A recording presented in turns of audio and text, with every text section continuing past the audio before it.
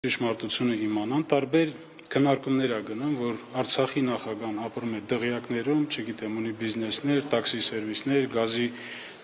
զապարավկաներ ա ձեռք բերել, այս ամեն ինչը ճշմարտությանը չի համապատասխանում։ Ես Երևան քաղաքում ապրում եմ 12 թվականին իմ կողմից ձեռք բերված 60 քառակուսի մետրանոց, 2 սենյականոց բնակարանում իմ 5 հոգանոց ընտանիքով։ Դրանից ավել ես բան չունեմ։ Ի վերջո ովքեր են այդ թալանչիներով այդ կլանները։ 48 անուն ընտանիքներ են օգտվել եւ կլանների մասին են խոսում, ասում են հատուկ կլաններ են դրանից օգտվել, ինչ կլաններ են ակնարկում նրանք։ Այս ամեն ինչը շարժումները եւ հաշվի առնելով նաեւ մեր տեղահանումից հետո նման շարժումների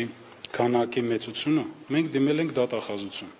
որպեսզի տա իրավական գնահատական եւ վերջո հանրությունը տեղյակ լինի, թե ովքեր են այդ մարդիկ։ Դուք տեղյակ եք, պարոն Շահրամանյան։